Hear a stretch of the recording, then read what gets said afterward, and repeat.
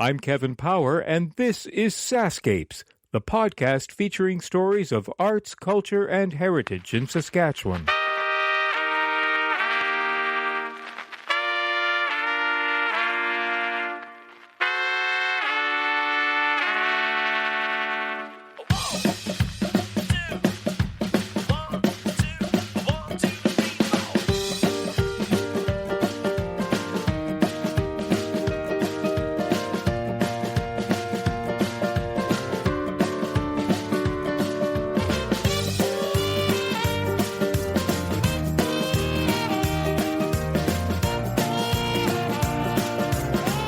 Welcome to the 90th episode of the SaskScapes podcast.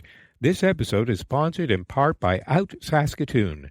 Out Saskatoon is building community for the LGBTQ2S plus people of all ages and backgrounds.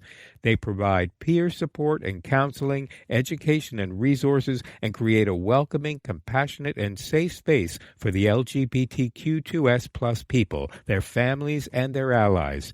You can learn more by visiting outsaskatoon.ca. This episode is also sponsored in part by the City of Saskatoon's Downtown Saskatoon Grant Program. Visit dtnyxe.ca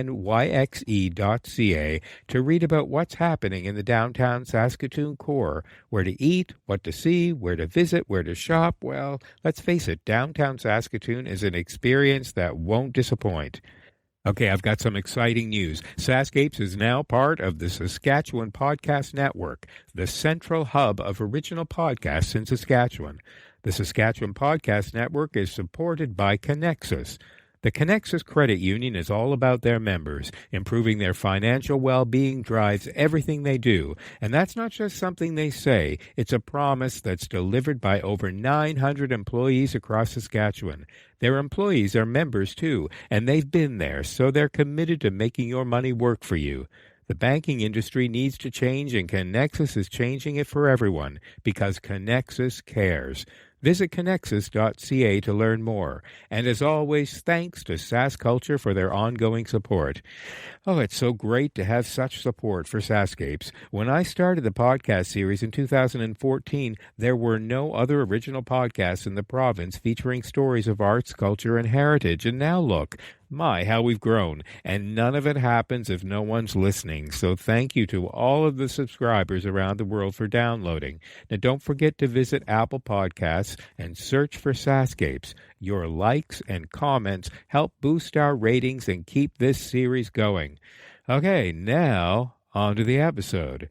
I'm thrilled to be introducing Bree and her story. Thank you, Bree, for trusting me with your story. I'm humbled, honored, and I've no doubt that anyone listening will be inspired and educated by your journey. Inside Out is an aptly named title for this episode. I got to go inside the new Out Saskatoon offices in the downtown core, and I get to share Bree's story, which truly is the courage of one individual to live her authentic self, bringing what she's always known was inside out. Thinking about what I want to talk to you about, I realized I don't know all the right questions to ask. So it's going to kind of be a learning experience for me too, because everybody's journey is different and everybody understands their own journey better than somebody else. Well, I mean, I'm quite used to, I'm the first trans person that a lot of these people have. And you probably heard all the questions anyway. Or a great deal of them, or ask them of yourself, right? Well, and, I have people that apologize for, I'm going to probably say something stupid or ask the wrong thing, and I don't mind. I really don't. If they have legitimate questions, just ask me. Yeah. I don't mind. Yeah. But there are no bad questions, and if it's something that you don't like or I don't like or whatever, well, you can edit it out afterwards. Yeah, and I'm also wanting to record this so that people become more educated on how to have these conversations with people. Okay, that's where I was going with this. Yeah. Is that twice Dr. Sarah has got me to go to the university and talk to groups of med students and stuff too, right? Right. Because they've always been great, but I mean, I went to the Gay Straight Alliance Summit in Regina last November, and I haven't been a great volunteer, but I've done, some stuff and sat in on things, and the more information that's out there, and I'm willing to talk to anybody. Great. Which is kind of why I'm doing this. Yay, thanks. Yeah. So, I'll begin by saying I'm sitting here in the new Out Saskatoon building, which is fabulous, in downtown Saskatoon, just off the very trendy 20th Street on Avenue C. And joining me today is Bree. Hi, Bree. Hi. Thanks for taking some time to share what I have been told is quite a story. A lot of people have said you must talk to Bree. And, this podcast is about arts, culture, and heritage. So I consider your story very much part of your heritage. And I have no doubt that it is and will continue to be a story that a lot of people can relate to. So then where does one begin with this story?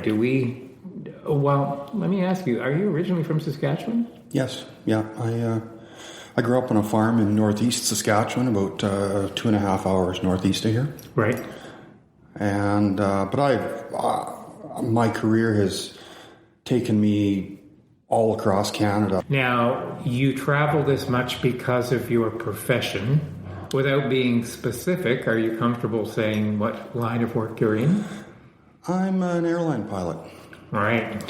I decided when I was about 16 years old that I wanted to fly for a career, and my dad actually had an airplane on the farm.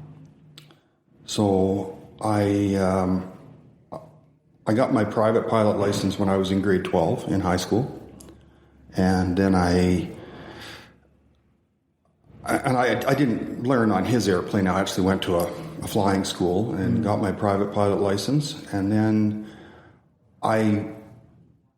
all the information that I was able to gather, the direction that seemed to point to where I wanted to go was to go to an aviation college. And in Western Canada, there was only two. There was Mount Royal College in Calgary, and there was Selkirk College in Castlegar, BC. And so I applied to Mount Royal and got in, and got my commercial pilot license there. And that was a bit of an eye-opener, even just, I went from living on the farm to living and going to being a college kid in Calgary, which was, I had a ball. Your profession has been up in the air, and your life has been a bit up in the air. And so you mentioned that you married and you had 3 kids. Yeah. And then things changed radically for you at some point in your life. So let's go there. Well, I mean, throughout ever since I was a child, and my first memory is being about 5 or 6 years old, and I was fascinated by the clothes the women wore. And I guess a large part of what has always prompted me is just this curiosity about what is that like? What does it feel like? And I was fascinated by the fact that I knew that girls and women wore skirts and dresses and things, and why couldn't I? And what would that feel like? And and it's not like I obsessed about it or anything else, but it was just one of those things that you kind of wonder about.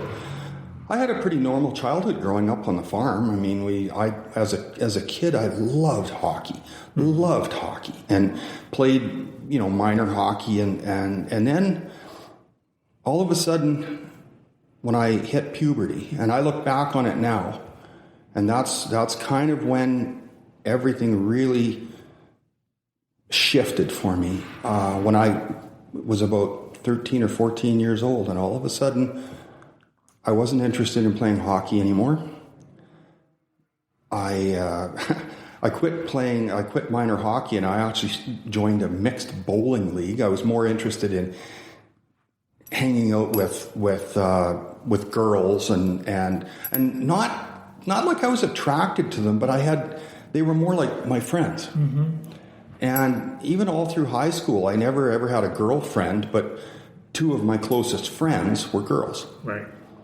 I guess it would have been when I was a teenager. That's when was my first experience with experimenting with wearing women's clothes. And it was just such a watershed moment for me. It was just to this day, I use the term, it just feels right. So tell me about that day, that very first time. I mean, what gets you to the point to be brave enough to even say, I think we're going to try some of this stuff on? It was just a curiosity. It was just. I mean, did you feel like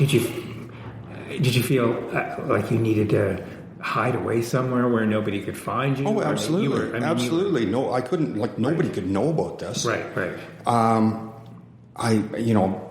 But I would take every opportunity that. If I had the opportunity to have the house to myself, I would take it. Huh. And I knew that it was something that I wasn't supposed to be doing because I wasn't supposed to feel like that, but I did. And you have to understand too that this was 40 years ago, right. and I had absolutely no idea that there was even something called transgender, and I barely knew that there was even something called a crossdresser or a transvestite. And for the longest time, I just thought I was a crossdresser. I just liked to put on women's clothes, and but I always, it would only be for a half hour or an hour in the privacy of. And then you had to very carefully put everything back where you'd found it, right? And nobody could know about this, right? And so when I first met my girlfriend, who became my wife, who is now my ex-wife, I never tried to hide it from her. I was very open right from the start, and I said, this is the way I am. I think I'm a crossdresser. I didn't say I think. I said I am. And how'd that go over? She was very receptive to it. Wow. Actually, she initially told me, she said, I thought you were going to tell me that you were gay. And I said, oh, no. And I mean, for me, the thought of being gay, God, no. And so for the first few years, she was very receptive. She used to buy me clothes, and wow. I remember when she was going to Syast in Moose Jaw, I would go to Moose Jaw the odd weekend, and if her roommate was gone, we would have the use of her place for the whole weekend, and I was just in heaven because she would let me wear her clothes and do my makeup, and oh my God, it felt so good. Wow. And then after we got married, it still continued, but as my urges and what I needed for myself grew stronger and stronger, it was inversely proportional to her interests. And as mine grew, hers diminished. Sure. To the point where it just became don't ask, don't tell. I know that you're... when you go and have a nap in the afternoon in the bedroom, right. You're probably going to be slipping into some women's clothes, and I don't want to know about it. And then it got, in the last few years of our marriage, it got to the point where she was almost hostile about it. And what makes that shift for her from loving, participating in it with you when you first meeting, to all of a sudden being hostile about it? Where's that journey go for her? Well, I think...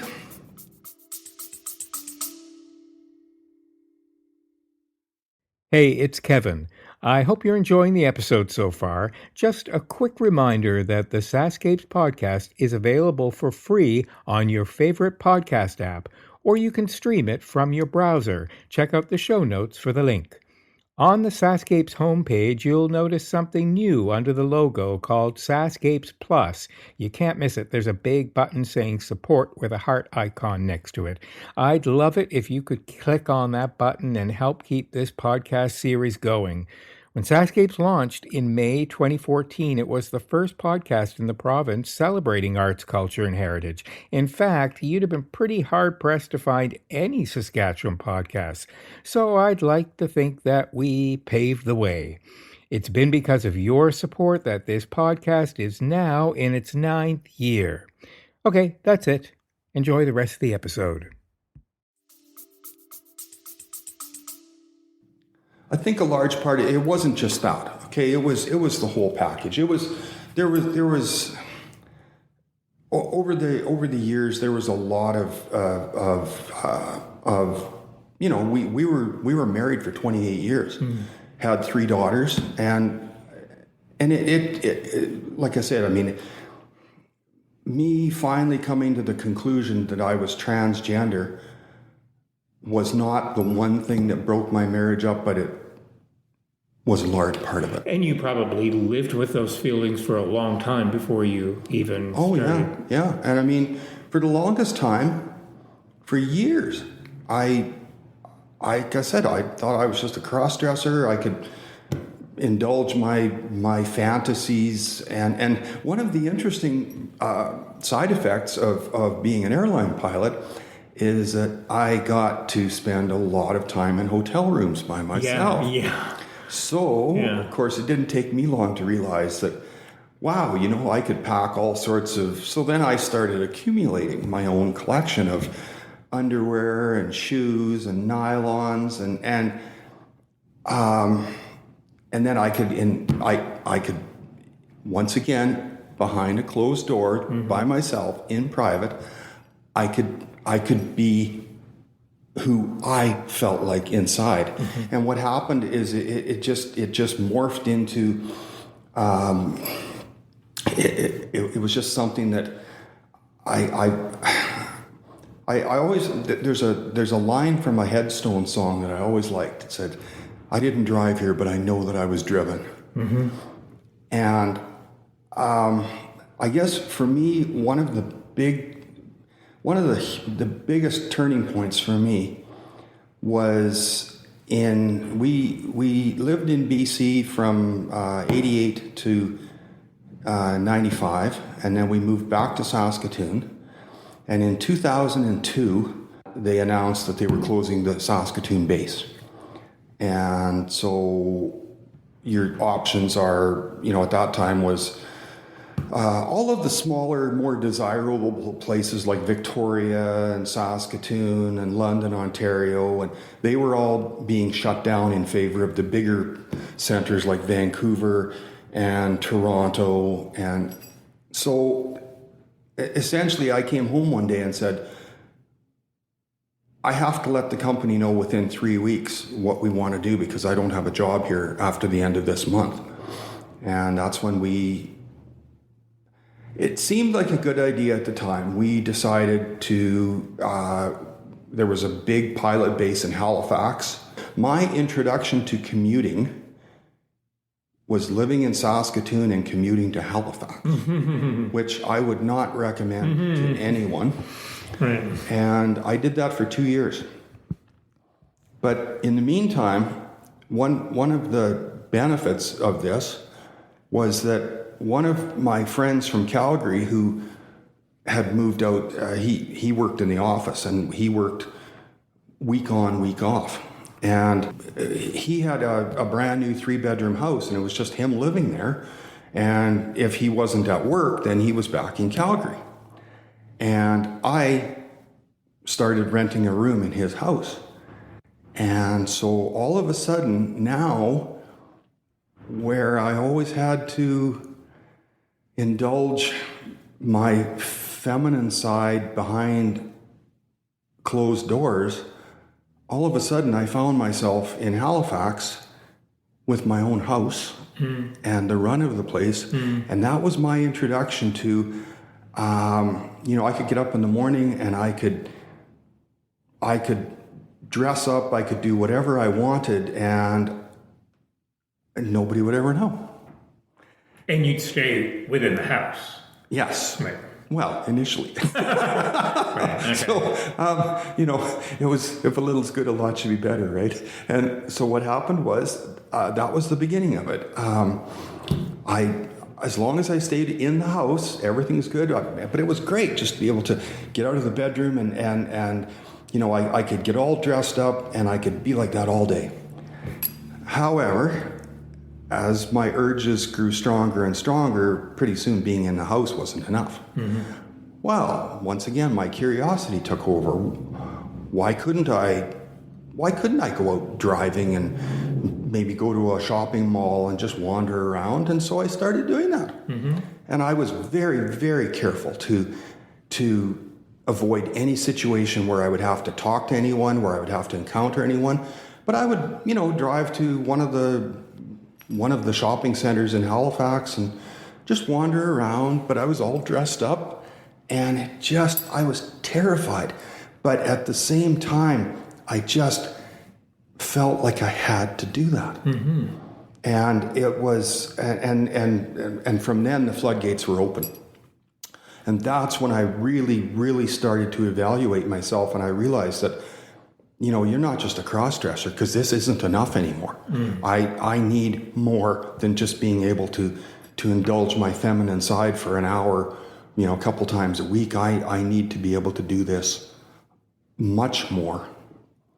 And so that was and Halifax was the beginning of the end of my marriage too. One of the things that I found with my family, my wife and daughters, was that they evolved a life without me, which they had to. And so it sort of felt a lot of times when I came back home that I was almost kind of a guest in the house or a stranger that I didn't know you were doing this. We've been doing this for a long time. We started doing this, or we started doing that. But there's something that just occurs to me when you're saying you felt like a stranger. I'm wondering, because you were in Halifax and had all of this time and luxury to be living your authentic self, not only just in the house, but now out in a mall, when you flew home, did you feel like a stranger because you somehow felt like you had to fit back into a traditional role model as dad and husband, or? I guess to a certain extent. I mean, the thing of it is, even in Halifax, I still had to go to work and present as my male self, right? So, but yeah, because I mean, I would come back here, and as you said, I mean, I have learned to do that for years and years and years, where I had 2 or 3 different faces that I had to put on, right? I mean, I had the one face that I presented to myself behind closed doors, and then I had one face that I presented at work, and then I had one face that I had to present to the family. And not that I was different from work and the family, but I mean, it was I wound up changing clothes a lot. Yeah. And I think that experience is probably very familiar to people who are, that all of us who fall into some category within queer culture have gone through that phase where we've had to be one version of ourselves because it's necessary and appropriate, and then a more authentic version of ourselves in another scenario where you can feel safe. Yes. And but even with like say our coffee group, with a person can be gay or lesbian and they can walk down the street and it's not like they have a sign on them or anything else, right? Right. Whereas if you're trans and you're going to transition, your anonymity, there's no way that you're going to be able to hide that. Right. Unless are extremely possible. And so Halifax happened until 2005. And in 2005, there was another big upheaval with the airline business. And finally, I was able to get out of Halifax, and I got I got a position in Calgary. And after commuting from Saskatoon to Halifax for 2 years, Saskatoon to Calgary was pretty easy. Yeah, right. Right. And, but I mean, at this point, other than my wife knowing somewhat about me, my kids didn't know anything. Mm-hmm. And kind of come out of my shell in Halifax, and then when I went to Calgary, I had to go back into it again. Mm-hmm. Unless I was in a hotel room. I didn't have the luxury that I did in Halifax, but I had the experience to know that that's what I wanted. Mm-hmm. One of the other pilots who was from Victoria, and he had bought a townhouse in northeast Calgary, and there was 8 commuters that stayed there, and it was a fantastic place. And what was really awesome about it is that everybody was friends, everybody knew everybody, and they asked me if I was interested in moving in and that I was going to have my own room. And that was huge for me. And in the coming years, that place saved my life, because now I didn't have to just carry some stuff around in a suitcase and dress in a hotel or something. I had a bedroom in a place, and I could store stuff. And if I had the place to myself, once again, I could be myself as much as I wanted. What happened with me is, having this place in Calgary, it became a sanctuary where I would get done work, and instead of going home, I would stay in Calgary.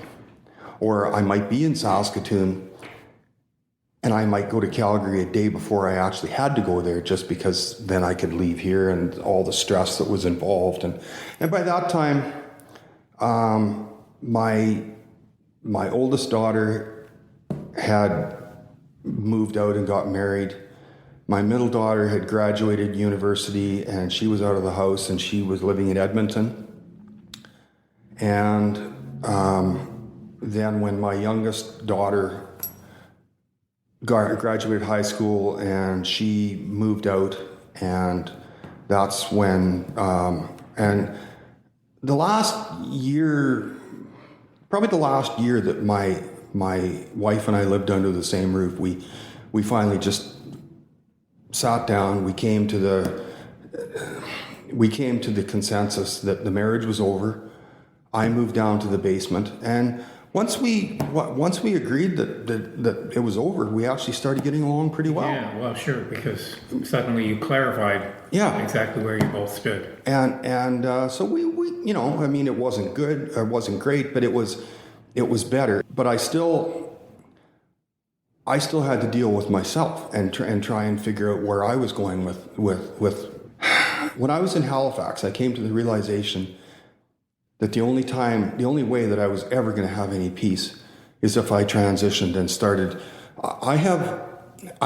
Once again, all of these things, there was so little literature, so little stuff available even 15 years ago that I could find about transgender. But I came to the realization that I have gender dysphoria like you would not believe, and I was never going to have any peace in my life if I didn't transition and start living authentically as my womanly self. And did that dysphoria, even though as a child you wouldn't obviously have a term for it, did you feel that then? Because when you talked about just the feeling of being in women's clothing when you were young, is there a difference between that feeling and then later on in your journey, the feeling of dysphoria? Because sometimes we hear people they just feel literally like they were born in the wrong body from the minute they popped out of their mother's womb.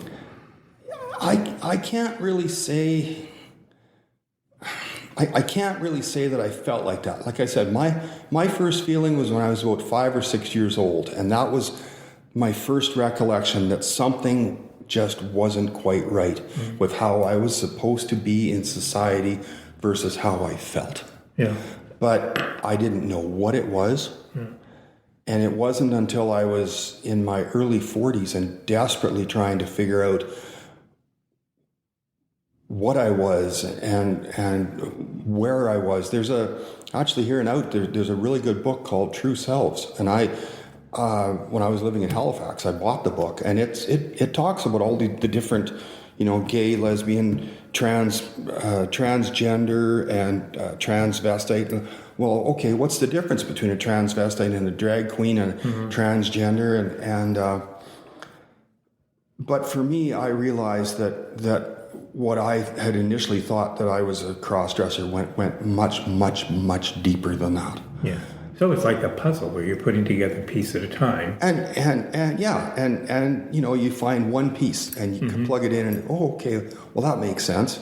But then there's still all this other. And then, as I said, you have to remember that in addition to everything else, even once I finally got to Calgary, I'm working full-time and commuting, and I'm having to try and do all this and also figure myself out.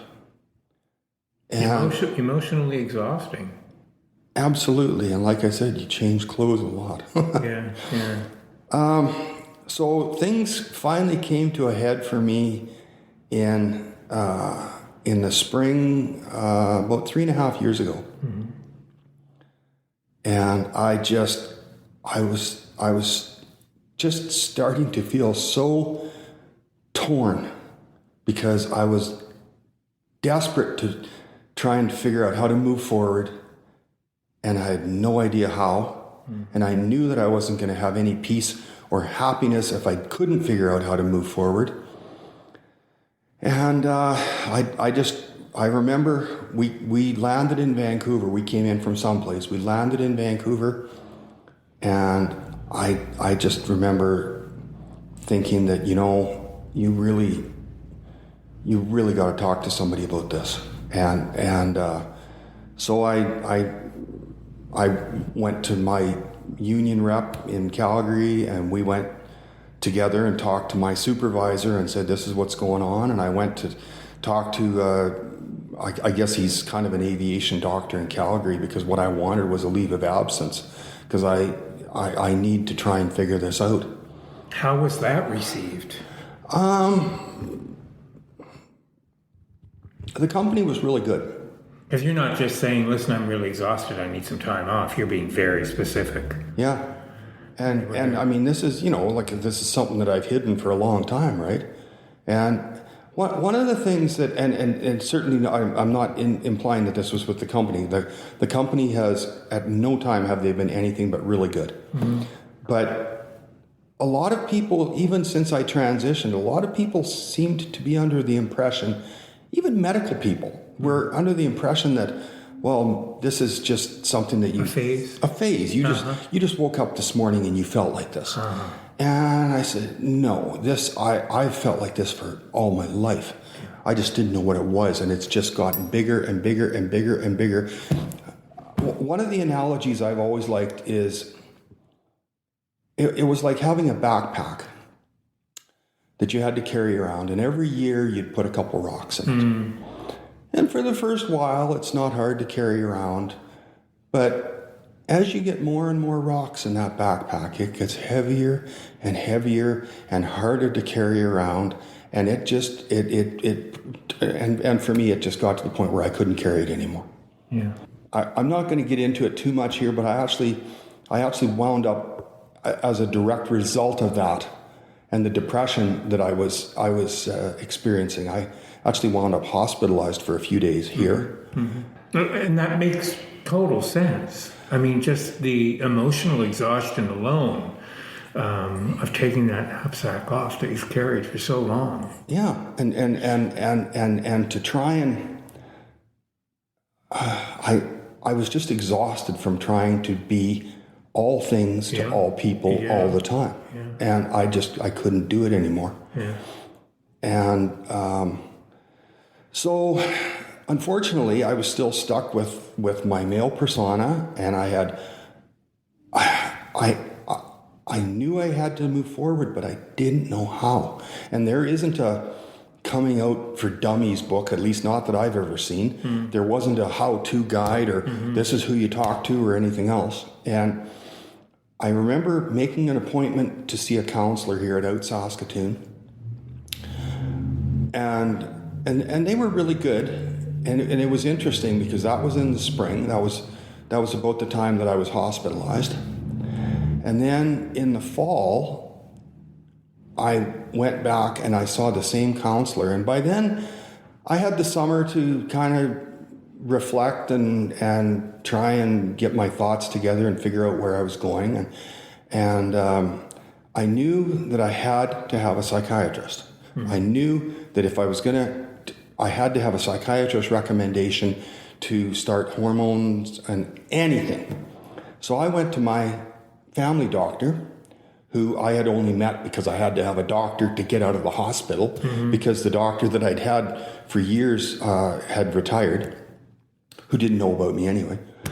So I went to the new doctor, who, he was very, very understanding, and I said, I need a referral to see a psychiatrist.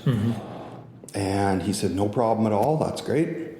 So that first summer that I was off work, I went out, and I'm a cyclist, and for me, that's a huge therapy, just to get out and ride my bike. Oh, I so get that. Yeah. And it just feels so good. Yeah.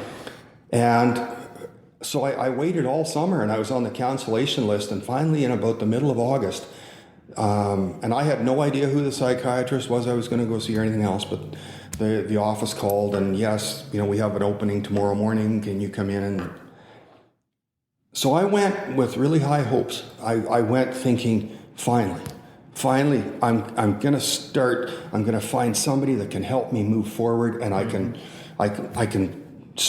start figuring out how I'm going to deal with this.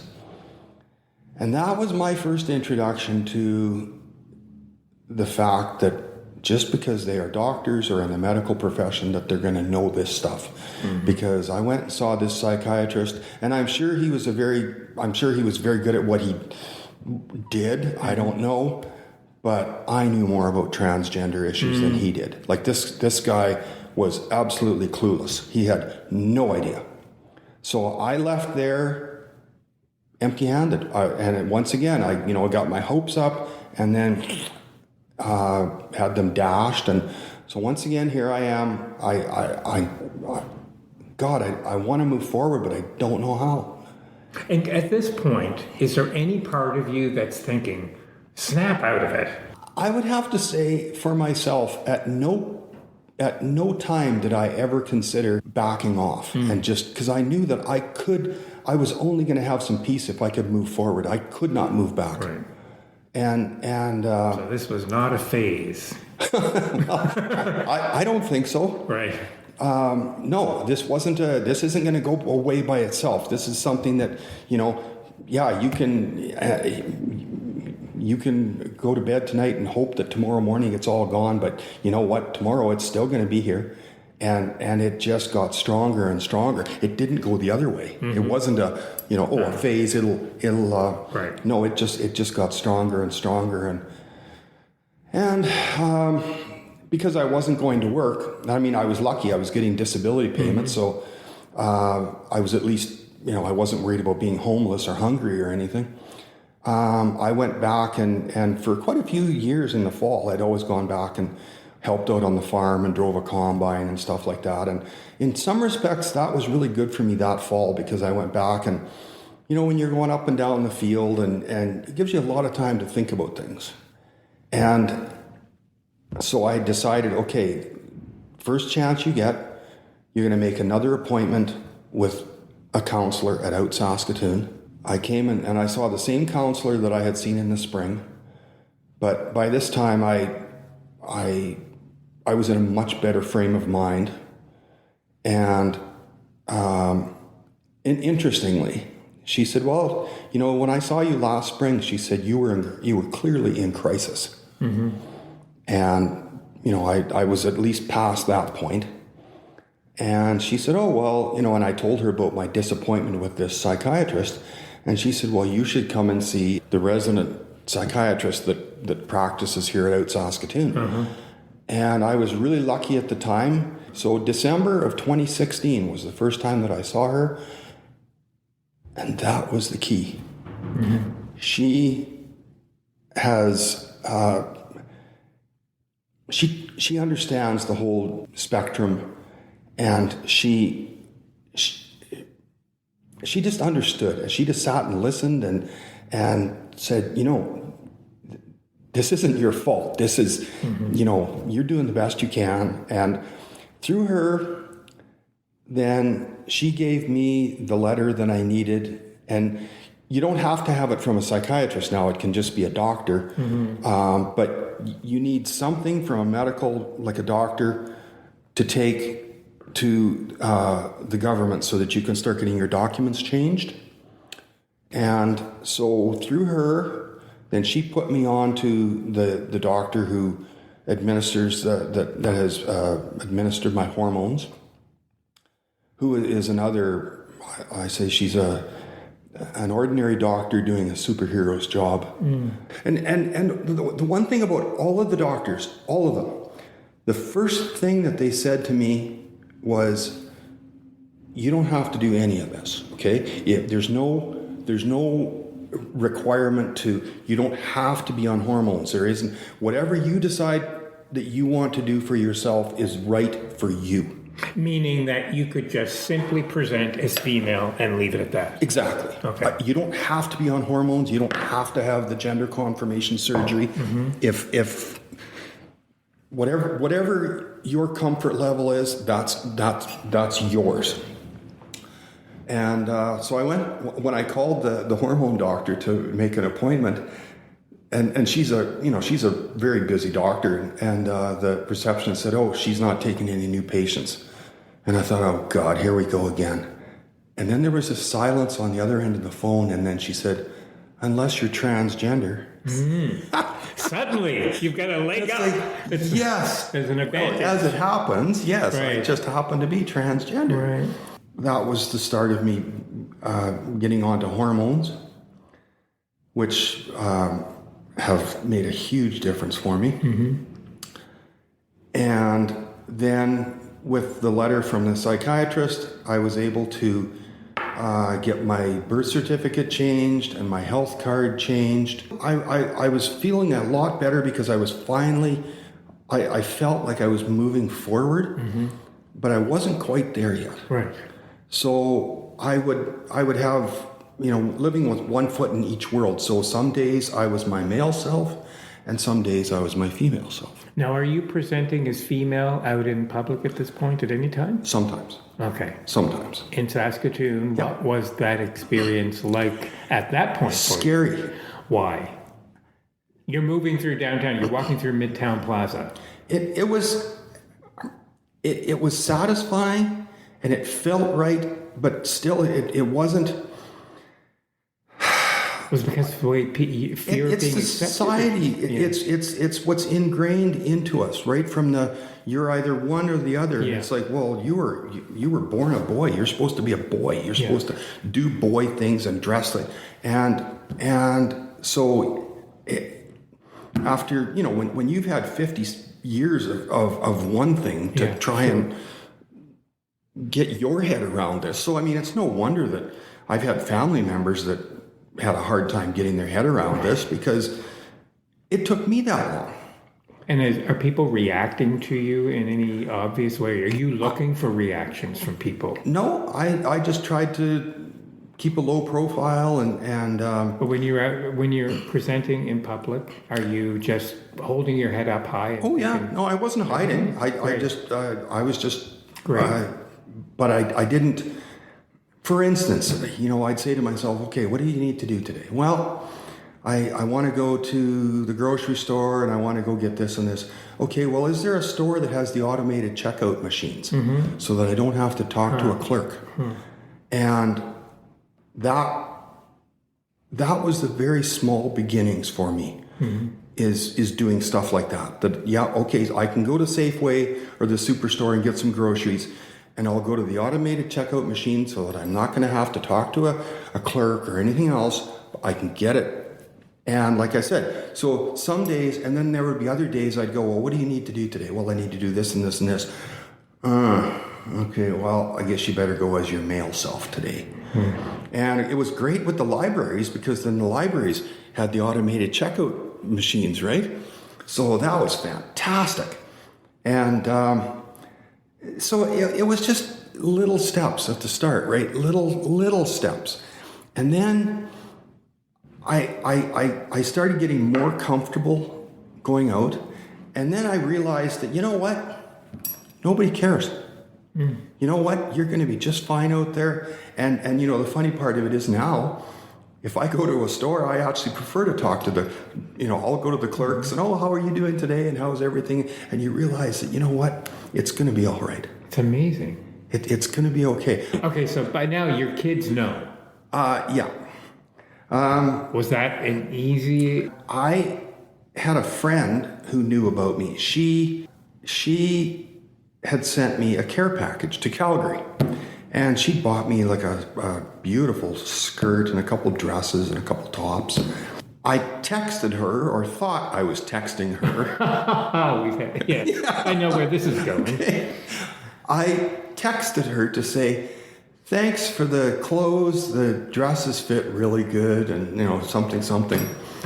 And I never thought anything more of it. And about a half hour later, I get a text from my youngest daughter saying, I think you may be meant to send this to someone else. This is your daughter. And it was just, oh no. And she was really cool. She was right from the start. She said, the Native Americans, the Native Indians called someone like you Two-Spirit. And she said, they're special. And she was fine with it. So she was the first one that I told. And that took a turn later too. And then my oldest daughter was living, she had split with her husband, and so she wound up moving back in with me. I told her, and she's very, very casual about stuff like that. She said, oh, okay, yeah, that's fine. And that was it. That was, is there anything you want to talk about or ask me about? No, that's cool. How disappointing. Yeah. And then my middle daughter found out that they were all okay. But I mean, they've struggled with it, and I've tried to get them to come out and talk about it, and do they feel like they've lost a parent? I think so. It's a grieving process from what I've been able to understand. They have to, even something as simple as, well, what do I call you now? Can I still call you Dad? Yeah. And I said, well, I'll always be your father. And I'm really the same person that you've always known inside. It's just that I have finally been able to come out. When I came out to my parents, they were in their early 80s, and it was different generation. It's one of the toughest things I have ever had to do. Yeah. And my mother struggled, like she really had a hard time getting her head around that, like really. And my dad was pretty good, but my mother suffered from mental illness for most of her life, with depression and anxiety. And do you think there was a part of her that blamed herself? I don't really know. I know when I first told them, she said, "Oh, no, that can't be right," because she said I brought a boy home from the hospital and she really had a hard time with that. It's funny how things work out in life. A year and a half ago, my mother was diagnosed with oral cancer. Essentially what happened was I had to be the primary caregiver for my mother, and my mother had to have surgery at St. Paul's, and so my parents, even though my mother didn't want to see me, they had to come and live with me. If there was a silver lining to any of this, it's that they didn't have a choice. I don't know what they were expecting, but I still remember the first night after supper, and I looked at her and I said, I guess I look a little different than the last time you saw me. And she goes, yeah. But it was good in that we both faced our fears and accepted it. And she told me, and her cancer was quite aggressive, and she passed away like 6 months later, but she told me, she said, having you for a daughter is a lot better than I thought it was going to be. What a blessing. And we actually, before she died, we actually found closure. And what more can I ask than that? And my dad's been pretty easygoing all of his life. And my dad he was just, yeah, that's fine. I mean, I would, when they were living with me, after she had the surgery, and then they would be living with me while she had to have radiation treatments and stuff like that. And I would come home wearing a dress and nylons and high heels and sit down at the table and play crib with them.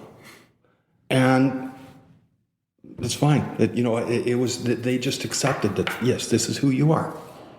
So there was a silver lining to it. And my dad has just been amazing that way, especially for somebody who is, he's 86 years old now. So that's kind of where things were at. I mean, if you want, and I wanted the surgery. I wanted everything, mm-hmm. And so there's a whole list of requirements that you have to follow to be considered for the surgery at the time. Right now, I guess apparently they're only doing 1 or 2 a month. They started offering the gender confirmation surgery at the Women's Hospital in Toronto, but for the most part right now, it's still just Montreal. The GRS clinic in Montreal has been doing gender confirmation surgeries for years. And but can you dispel the myth that this is something that you wake up all of a sudden realizing, and that you go off to the doctor and it's snip, snip, snip, and it's all very, very quick? That's not the case at all, right? I can totally dispel that rumor. No, it took me 2 years and 4 months to get the surgery. You have to have 2, and as I'm saying this is my experience in Saskatchewan. Mm-hmm. Apparently it's different in other provinces, but my experience at the time, you had to have 2 psychiatrists, 2 separate psychiatrists mm-hmm. that said, yes, you have gender dysphoria, you are a candidate for gender confirmation surgery. You also have to have been on hormones for a year. You have to have lived in the gender that you identify with for a year, which in the old days was called the real life test. I don't know if they have a name for it now, but essentially it's like, show us that you can actually function in the world, function in public, that you can get out, and that in my case that I got my birth certificate and I was just thrilled. It says female on it. For me, a huge thing was getting my driver's license. I started on hormones in the spring of 2017. So the idea being that by the spring of 2018, I will have been on hormones for a year, and I had been, the day that I got my driver's license in 2017 was the last day that I lived at all as my old male self. That was, I went home and I packed up what male clothes I had, and if they were any good at all, I gave them to the Goodwill, and if they weren't, they became rags or got thrown out. Mm-hmm. And it must have felt amazing. It felt so, and it was like I unloaded all the rocks out of that backpack. Yeah, right. And it just felt so good to know that, you know what, and as we've talked about before, I mean, there's no way that this was a phase or that I just woke up with this. This is something that I wanted for a long time. And well, the first 6 months of 2018 was very challenging for me because I was still trying to move forward with my transition, still trying to get everything lined up that I needed to get to be able to get the surgery, plus which I was having to look after my parents. And I mean, when I say look after them, I mean, when they would come to town and they would be with me, you know, for Monday to Friday when she was, well, they were with me when she was in St. Paul's. That was 3.5 weeks where I was everything to my dad. I was cook, chauffeur, bridge or cribbage partner. It's a full-time job. It was, and you know, it was exhausting. So much of it was 3 steps forward and 2 steps back. You know, you think we're getting this organized, and then so you had more than enough time to reconsider. So that was, and then you know, at that time, my mother was terminal with the cancer, and but you know, even some of that stuff was there was things that I'd be out riding my bike, and I mean, we knew after she had, you know, about a dozen radiation treatments that this just wasn't working, and all it was left was palliative care. And I know this might sound morbid, but I mean, I kind of thought to myself, well, you know, you're going to have to go to this funeral in your old hometown, and how are you going to handle this? Like, what are we going to do? And like I said, I can't move backwards. The only direction that I have is forward. So I went and I wore a dress, and there was relatives who had never seen me before, and everyone was just great. I had just a really good reception. Like, everyone was they just accepted me, you know, and so it was that fall. It was. And we got the paperwork all sent away to Montreal. And then I got an email the end of last November, from the clinic in Montreal saying, we have everything we need finally, because it was like, you almost dreaded hearing from them. Oh, we have everything we need except we just need one more of this. We need that. Yeah. And finally they said, yeah, we have everything we need. You know, we'll be in touch. But you're in the system here, and we know about you, and we'll get back to you. And so last winter was, I wouldn't call it an anxiety or anything, but it was just like being on hold. You know, you're just waiting for the phone to ring, and when's it going to happen, and finally, March 21st, the call that I had been waiting for all winter came. And that tells you how important it was to me. That, I mean, I know that it was. Is that your new birthday? No, my new birthday is April 30th. Because, so you do have a new birthday? Well, I have. That was my rebirth. That's Bree's birthday. And so I was just, I mean, if you can imagine, this is something that I wanted, and I had reached a point of resignation years ago where I thought, you know, you're never going to be able to get this. You're never going to be able to get the surgery, because how are you going to get all this to come together? I don't even know how to do this. And one step at a time. So I had told my dad, before I even got the call from Montreal, I had told my dad I hadn't seen him all winter. I'd gone back last Christmas for a couple of days, but I said, yeah, I'll come and see you next weekend. And I had told him a couple times that, you know, if I get the opportunity to have the surgery, I will. And there was different times that we'd be sitting playing cards or different things, particularly like when my mom was in the hospital. And I said to him, like, is there anything you want to ask me about this or any? And no, you know, I don't. I'm not saying he totally understands. He just totally accepts.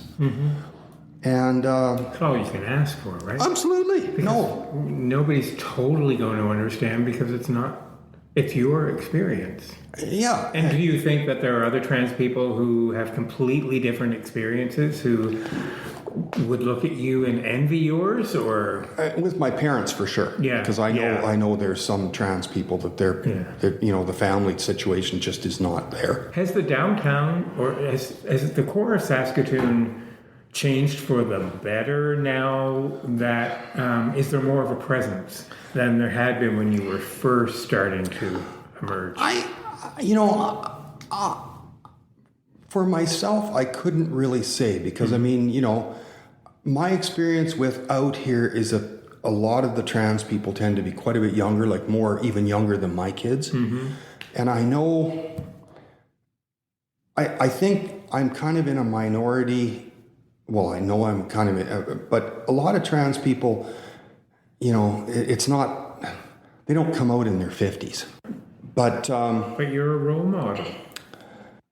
Well, I mean, you are the kind of person you would have given anything to have found when you were first starting. Absolutely, and that's why I'm doing this. Mm-hmm. That's why I'm really hoping to go back to work. Mm-hmm. Hopefully by the end of the year, because it will be good for me, but it would be huge for the trans community to be able to. And I want to be visible. I'm not hiding. I want people to know that, you know what, you can be happy. If this is what you want, you can achieve this, and that a closet is no place to live. Anyway, they phoned, the clinic phoned, and then, so I know I'm going back to Tisdale. Yeah. And I wasn't sure. I honestly, and I look at it now and it's like, I can't even believe that I even thought about it, but I wasn't sure if I was going to tell my dad. So when I went back, like the next week, I told him, and there's a really, really good video on Facebook, and I think it was done in Europe about 8 or 9 years ago, and it's a computer generated, and it's about 5.5 minutes long. But it shows you how it's done, what the surgery looks like, what the start and the finished product is, and it's not because it's computer generated. It makes a lot more sense than if you actually see the real thing that's going on. And anyway, I showed my dad this video, and he was fascinated. He thought that's really interesting, and he didn't say good or bad. He just said and he then said, well, how about if I come to Saskatoon and I'll come a couple days beforehand and I'll take you to the airport when you go to Montreal, and then I'll pick you up when you come back. What more could you ask? No kidding. And so yeah, I was really lucky that in that I put a countdown timer on my phone, and from the day they phoned me until I went to Montreal was 39 days, or till the surgery. And it was really good because, a lot of the people that are going there, they get phoned 4 months beforehand, and it was enough time to get my head around it. The day after they phoned me, they sent me an email with 3 attachments and 26 pages that I had to download and print off, and it was. Some of it was just a brief health questionnaire, and some of it was a list of these are things that you're going to want to bring with you. And then there was these are things that you're going to want at home when you get home. And so it gave me a chance to get all the stuff organized, but it wasn't like, oh, that's still 4 months in it was like, no, next month you're going. Mm-hmm, mm-hmm. And it was just a very, very, everything about it was just a very positive experience. And I thought it was interesting. I remember one of the nurses there telling me that, and there was nurses there that have worked there for 19 years, and some that were fairly new. But one of them that said that one of the things that she really liked about working at the GRS clinic is that everyone is happy to be there because we want to be there. And it's not just male to female. They do female to male. They do top surgeries and other things too. But the people are there because they want to be there. I don't feel like I had to have the confirmation surgery to complete me. Okay. And I know I know that's what the psychiatrist here said too. She said, she has patients that come in and, if I could just get the surgery, then I'd feel really good. And she goes, no, you have to feel really good before you get the surgery. But it was just the icing on the cake. Sure. And it's okay that people who identify as trans find what that means for themselves, and if it doesn't mean the surgery, that's totally fine. Absolutely. And like I said, that's what the doctors, everyone was and that was the very first thing that they were all upfront about, is there is no hard and fast rule about, whatever you decide is normal for you is what is normal for you. I don't know that number is true, but I read where only 6% of transgender people ever have the confirmation surgery. I don't know if that's true or not, but I do know that not everyone wants to have the surgery. And I mean, one of the things I thought was interesting, I had so many people that complimented me on how brave you are and your courage and stuff. Well, as we sort of move toward the end of this conversation, I was going to say you're incredibly brave. And I understand why I would want to say that. But then as you were saying that, I was thinking, well, am I incredibly brave for living as a gay man? And I think, no, I'm not brave. I think there was an ounce of courage that I needed to come out. But as I live now, I don't feel like I'm a brave person. I just feel like I'm me. And I'm sure that that's the way you feel for you. But then, and I don't know if there's any politically correct way of saying this, but then when I think my coming out doesn't involve a physical transformation like yours does, and therein lies the bravery for me, is that's another layer of being out that just seems to take a tremendous amount of courage, because it's something I can't relate to. One of the things that I have learned is that there's whatever is your normal is your normal. Mm-hmm. Like we have people that identify as female or male, but to physically look at them, you just go, really? I don't get that. Mm-hmm. And that's how they perceive themselves, and I'm no different in that. But this is how I perceive myself, and you're not out there to try and make somebody else feel comfortable. No, I don't know if it makes any sense, but I mean it just this is who I am. Mm-hmm. This is who I have always been inside. Mm-hmm. I just finally got to the point where I had to bring my inside person and let them out. Mm-hmm. And I suppressed my female side for decades. Mm-hmm. And it not only is it exhausting, but it's just to try and live authentically is just, and I'm so much happier because I don't have to hide anymore. Mm-hmm. Everybody knows about me, and I'm not a secret to anybody, mm-hmm. and that is just it's just priceless, especially after so many years of